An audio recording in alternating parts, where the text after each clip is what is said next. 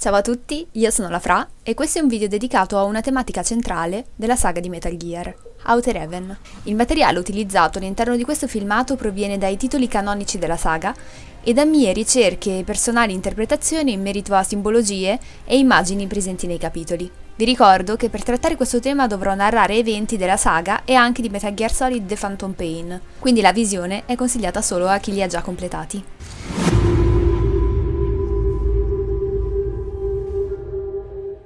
Spesso, in vari capitoli della saga, si fa riferimento al concetto di Outer Heaven. Ma cosa si intende esattamente? Outer Heaven è l'ideologia che, nata negli anni 70 da Big Boss, ha persistito nei decenni e mutato a seconda delle differenze di interpretazione che lo stesso John e altri uomini dopo di lui le attribuirono. Nonostante si sia evoluta moltissimo e si sia adattata al suo possessore, l'ideologia di base è rimasta invariata. Si potrebbe riassumere definendola come un estremo tentativo di ottenere libertà ed indipendenza. Per quanto questo principio possa sembrare nobile e legittimo, la ricerca di autonomia nacque sempre da sentimenti quali rabbia e dolore e fu suscitata da insoddisfazione e desiderio di rivincita. Per comprenderla è necessario iniziare ripercorrendo cronologicamente il suo sviluppo, partendo quindi dal suo fondatore, Big Boss. Fu lui a coniare il termine Outer Heaven, letteralmente traducibile con paradiso esterno o paradiso lontano. Il nome rappresentava alla perfezione quello che era l'intento del soldato. Prima della morte, la sua mentore The Boss aveva espresso il desiderio di poter vedere un giorno un mondo unito, senza confini, senza guerra fredda che lo dividesse tra est e ovest. Le sue parole saranno proprio quelle che spingeranno Snake alla creazione della sua filosofia di vita, che inizialmente prese forma attraverso la costruzione di un esercito privato e successivamente con la fondazione di vere e proprie nazioni indipendenti. Il termine Outer Heaven venne infatti in seguito utilizzato anche per indicare le stesse città-stato istituite nel 1995 e nel 1999 da Big Boss. Così come l'interpretazione di questa ideologia, il logo posto a rappresentazione di Outer Heaven negli anni ha assunto diversi aspetti e raffigurazioni, che possono sembrare casuali e puramente estetiche, ma nascondono in realtà simbologie ricercate. In tutte le sue forme, il marchio ha un elemento ricorrente, il teschio. Questa figura, nella simbologia di tutto il mondo, è comunemente associata con il concetto di morte e caducità. La perdita e la guerra saranno infatti i fulcri sui quali si baserà per sempre l'ideologia.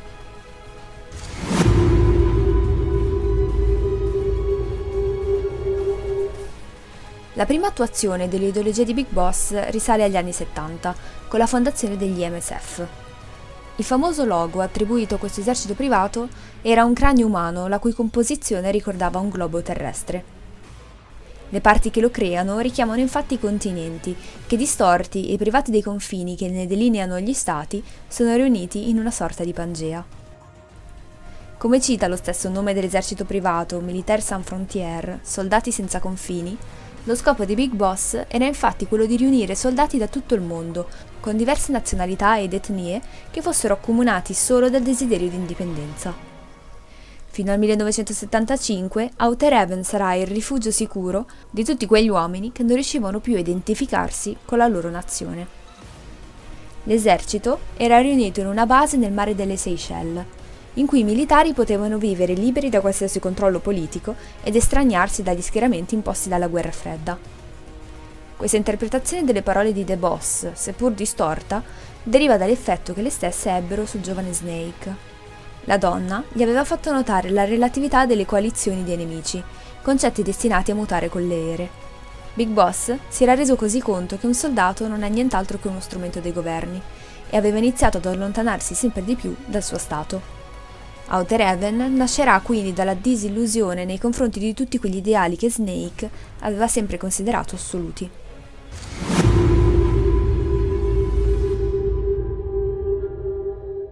Negli anni '80, dopo la distruzione degli MSF, il sogno di Big Boss continua a vivere attraverso i Diamond Dogs. Seppure la loro fondazione fosse avvenuta durante il coma di John e del suo Phantom, questa unità fu istituita da Miller ed Ocelot con lo scopo di continuare ciò che gli MSF avevano iniziato. Nel 1984 i Diamond Dogs saranno infatti affidati alla guida di Venom Snake. Proprio per questo, i principi che guideranno l'uomo alla realizzazione di Outer Heaven si discosteranno inevitabilmente da quelli dello stesso Big Boss. Nell'ideologia di Venom sembra infatti mancare completamente la componente che aveva spinto John alla ricerca della libertà. La rabbia e il desiderio di vendetta vengono sostituiti da una fortissima volontà di mantenere fede alla visione di The Boss.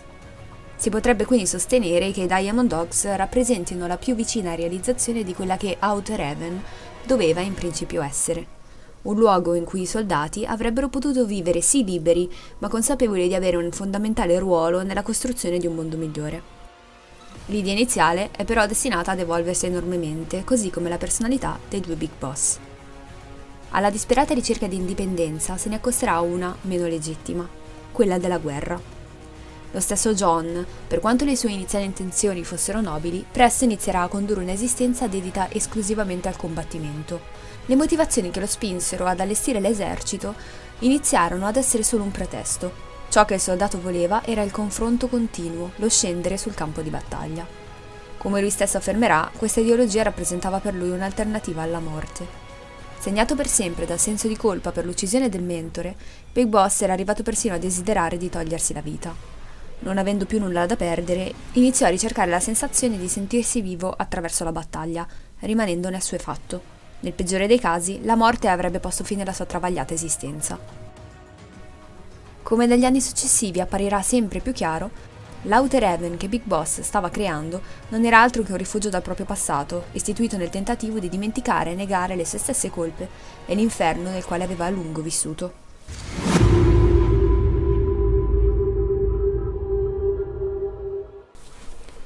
Negli anni, Big Boss ed il suo Phantom inizieranno a lavorare alla creazione di vere e proprie città-stato indipendenti, dando finalmente forma a quella che sarà poi l'ideologia portante di Zanzibarland.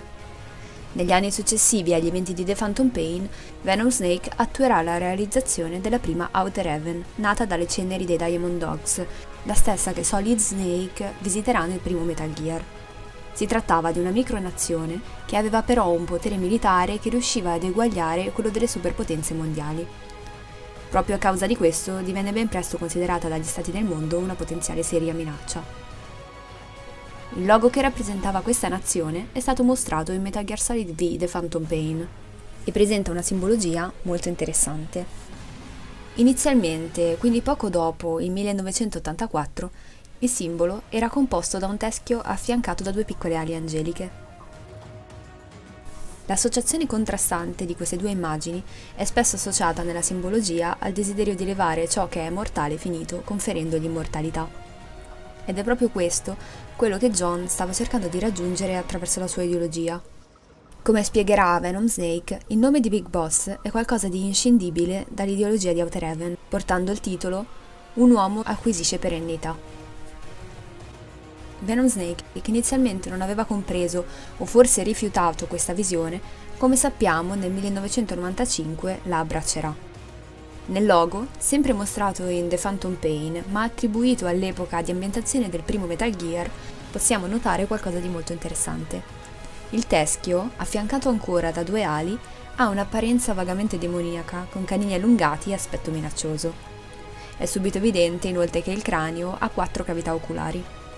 Secondo la mia interpretazione, il cambiamento tra il primo e il secondo logo riassume alla perfezione il finale di Metal Gear Solid V, nonché il concetto espresso in tutto il gioco, cioè l'accettazione da parte di Venom del titolo. I 4 occhi potrebbero quindi rappresentare l'unione dei due Big Boss divenuti un tutt'uno grazie alla loro ideologia. L'apparenza demoniaca non fa altro che sottolineare quanto l'elevarsi diventando pura ideologia allontani un individuo dal suo essere umano.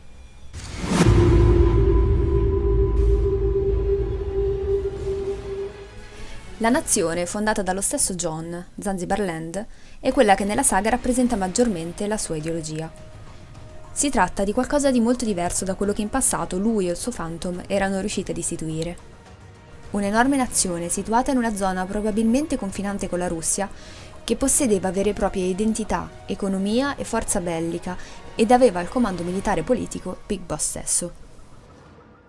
Nonostante il differente nome che il leader scelse per questa nazione, essa incarna perfettamente il sogno di Outer Heaven. Grazie al grande numero di persone che seguirono Big Boss nella sua instaurazione, il militare poté trasmettere la sua visione a numerosi giovani soldati che in lui vedevano un leader e un modello da seguire. moltissime figure rilevanti nella saga gli rimarranno per sempre legate dopo essere stati da lui salvate ed addestrate. La sua visione della vita e della morte e della guerra, influenzata dalle sue esperienze di vita tragiche, ebbe così modo di diffondersi ed essere portata avanti a lungo nella storia. Dal discorso che Big Boss farà all'allievo Solid Snake poco prima della morte, possiamo comprendere molto bene come la sua ideologia sia mutata, divenendo una vera e propria esaltazione della guerra come stato naturale dell'uomo. Il combattimento era divenuto così alla base del concetto stesso di Outer Heaven, condanna e allo stesso tempo salvezza dell'essere umano. Nella frase incisa sulla tomba di Big Boss verrà ovviamente citata Outer Heaven, e qui diviene chiarissimo come non si faccia tanto riferimento a un luogo o una nazione quanto all'ideologia stessa.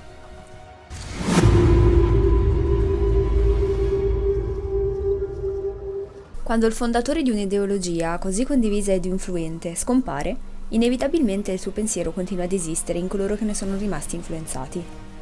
Primi fra tutti saranno proprio i suoi cloni, Liquid Snake e Solidus Snake, ad utilizzare di nuovo l'espressione Outer Heaven per indicare il loro pensiero.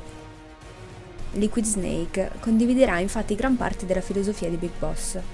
Nonostante l'odio nei confronti delle sue origini, il soldato aveva come obiettivo quello di ricreare un esercito, quello dei soldati genetici.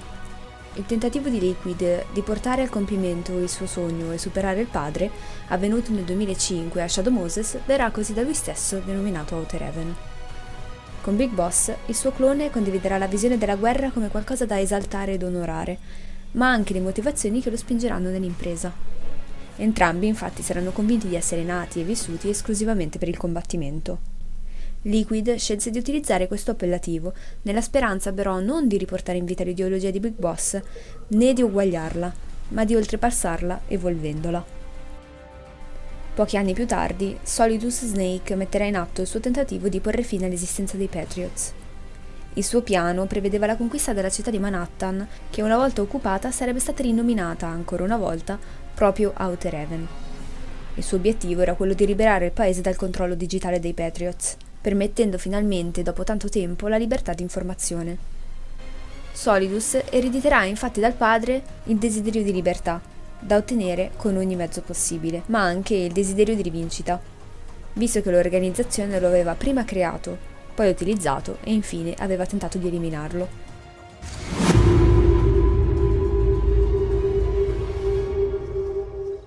Nel 2014, Liquid Ocelot, attraverso il suo piano per distruggere i Patriots, cercherà di ricreare esattamente quella che era la visione di Outer Heaven di Big Boss, applicandola però all'intero globo. La distruzione delle intelligenze artificiali avrebbe infatti portato sì alla liberazione dalle catene digitali di Cypher, ma anche alla distruzione del funzionamento di qualsiasi infrastruttura o sistema informatico. Questo avrebbe inevitabilmente portato il mondo nel caos, costringendo gli uomini a dover combattere in uno stato di totale anarchia. Anche nella visione di Ocelot, la lotta era una parte integrante e fondamentale, anche se le motivazioni che lo porteranno a questa convinzione sono diverse rispetto a quelle del fondatore di Outer Heaven. Inevitabilmente, anche Ocelot applicherà delle modifiche al pensiero di base e a quello di Liquid Snake e Solidus, facendolo in parte proprio.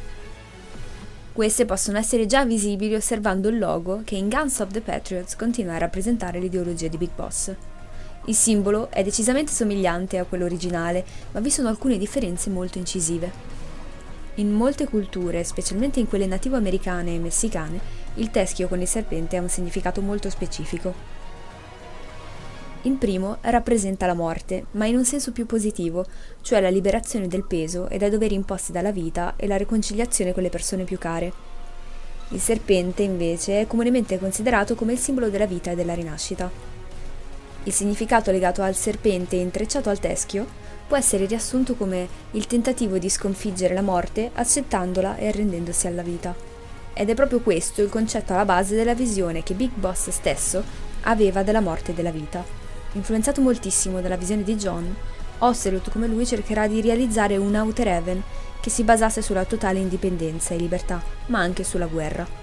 Secondo la sua visione, la battaglia rappresenta per l'essere umano l'occasione in cui le emozioni represse durante la vita possono finalmente emergere e la propria natura può esprimersi al meglio.